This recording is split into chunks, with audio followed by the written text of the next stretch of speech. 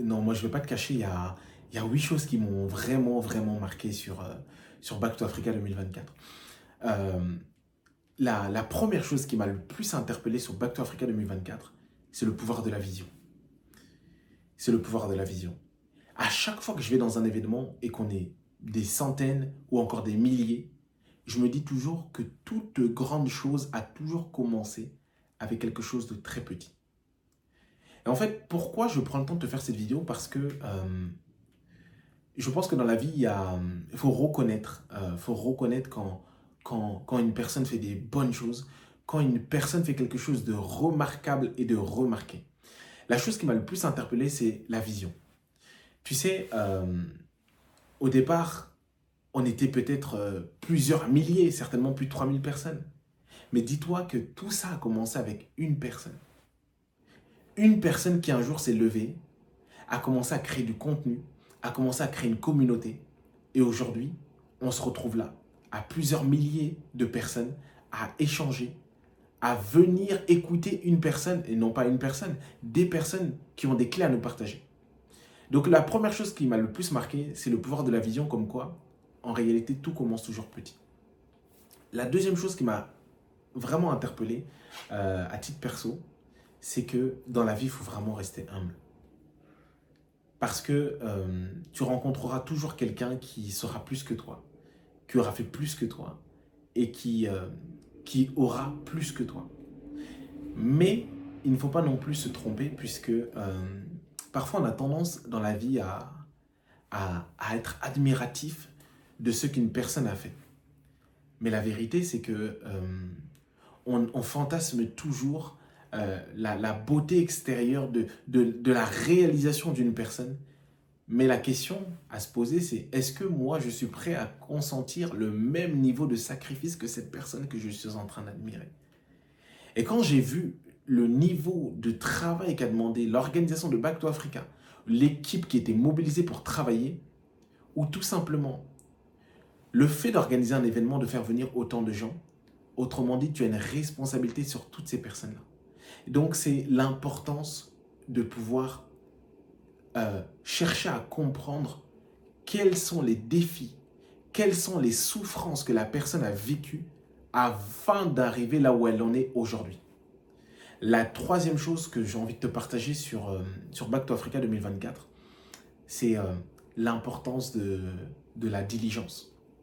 La Bible dit, celui qui fait bien son travail ne sera plus avec les gens obscurs, mais sera au service des rois.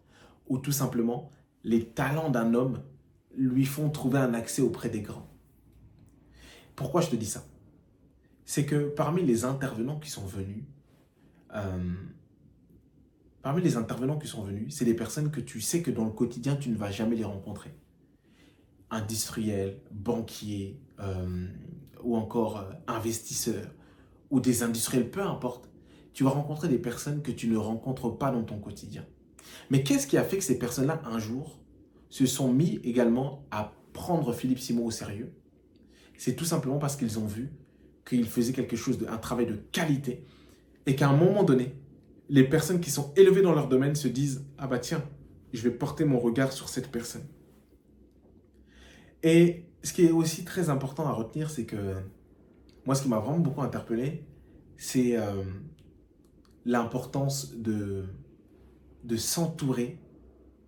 Je le savais, mais au travers de ce genre de plateforme, de ce genre d'événement, ça te rend encore plus conscient. L'importance de s'entourer des personnes qui ont le même mindset que toi. C'est obligé. C'est obligé.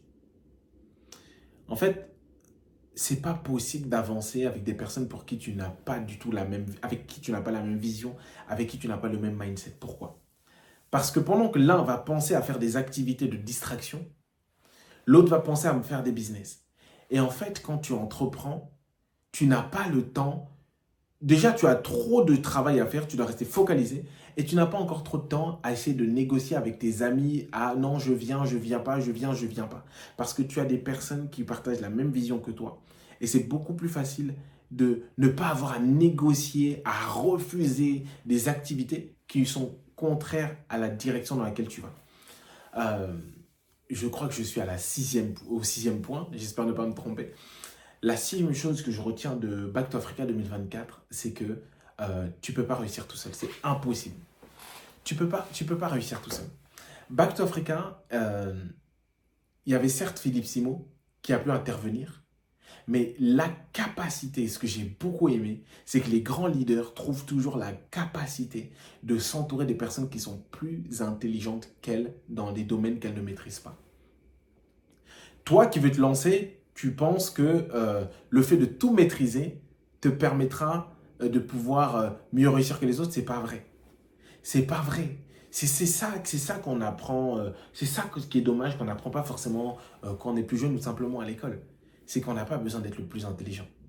Et d'ailleurs, quelqu'un a dit durant Back to Africa, si tu es toujours le plus intelligent dans l'endroit dans lequel tu te trouves, c'est que tu es en danger. Parce que tu ne progresseras pas. C'est quelqu'un qui ne progresse pas et quelqu'un qui régresse. Ça fait beau de pouvoir être le plus intéressant. Mais la réalité, c'est que si tu te retrouves dans un environnement dans lequel tu es toujours le plus intelligent, c'est que tu ne progresses pas. Alors ce point est tout simplement le fait de s'entourer des personnes qui sont experts dans leur domaine. Et d'ailleurs, la preuve, on a eu tout genre d'interventions, tout genre de profils. Et tu vois que chacun de ces profils sont experts dans leur domaine.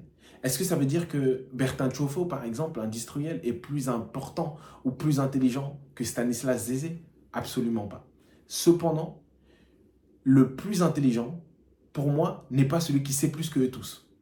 Le plus intelligent, et pour moi, est celui qui reconnaît qu'il n'est pas le plus intelligent, mais qu'il est capable d'aller puiser dans les capacités de chaque personne dans le domaine de talent que Dieu lui a donné. Je m'explique. Si aujourd'hui tu veux organiser un événement, tu veux structurer une entreprise, en réalité, tu ne vas pas chercher à être le plus intelligent. Tu vas chercher les personnes les plus intelligentes. La septième chose que j'ai retenue sur Back to Africa 2024, c'est que, en fait, tu ne dois pas réfléchir sur base de je paye 50 euros, je paye 200 euros ou 300 euros. Tu dois réfléchir sur le fait que les 200 euros que tu as investis, ou 300 ou 500 ou 1000 euros que tu as investis pour aller dans un événement, c'est pas tant pour apprendre de nouvelles connaissances.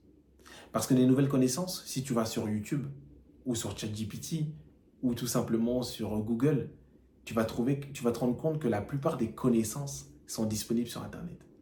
Mais par contre, ce que tu n'achètes pas, ce que tu n'auras pas gratuitement, c'est la qualité des personnes que tu rencontres. Parce que les personnes que tu rencontres vont déterminer ton altitude financière. Attends, je m'explique. Quelqu'un a dit un jour, tu ne payes pas dans des séminaires, ou encore dans des formations, dans des événements de rencontres, pour te dire, bah tiens, j'ai rentabilisé mes 200 euros. Si tu en as rentabilisé d'ailleurs tes 200 euros, c'est que peut-être que tu es en danger. Parce que tu réfléchis sur base de, j'ai mis 100 euros, il faut que j'apprenne un niveau de connaissance de 100 euros. Mais ce que tu ne sais pas, c'est que deux choses. Les personnes que tu vas rencontrer, qui sont souvent expertes, vont te permettre d'aller 10 fois plus vite que si tu avais cherché la propre information toi-même sur Internet, parce qu'il y a des erreurs que tu n'aurais pas vu venir. La deuxième chose, c'est que quand tu investis dans des événements de networking, de rencontres, ce n'est pas pour de nouvelles connaissances, c'est pour que tu puisses fréquenter des personnes pour qui le succès est normal.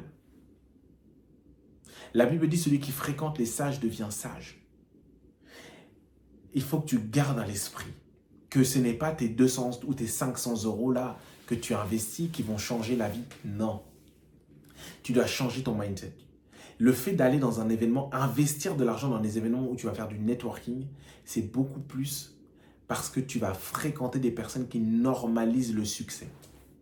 Et la vérité, c'est que j'ai investi à peu près plusieurs milliers d'euros dans mon développement personnel, dans des livres, dans des formations, dans des séminaires. C'est juste ces dernières années, 25 000 euros. Mais la réalité, c'est que j'ai beaucoup plus appris au travers des rencontres que dans les livres que j'ai lus, très sincèrement. Parce que tu peux lire un livre, c'est déjà très bien Parce que quand tu vas investir en toi, il faut que tu investisses dans les choses qui te sont tout de suite accessibles. Un livre, c'est accessible. Une formation, parfois, ce n'est pas forcément toujours accessible.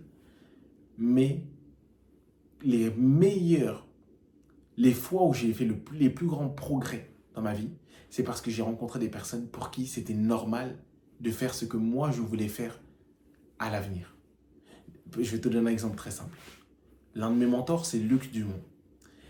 Et un jour, en prenant une session de coaching avec lui, j'ai beaucoup plus progressé que dans toutes les formations que j'avais faites. Pourquoi? Parce qu'à un moment donné, tu as suffisamment de connaissances. Mais quand tu vois une personne qui a déjà fait ce que tu veux faire, mais qui te rassure et qui te dit, voici les erreurs que tu dois absolument éviter, ça te permet de rester focalisé. Et quelqu'un a dit pour finir, l'homme intelligent apprend de ses erreurs, mais l'homme sage apprend des erreurs des autres.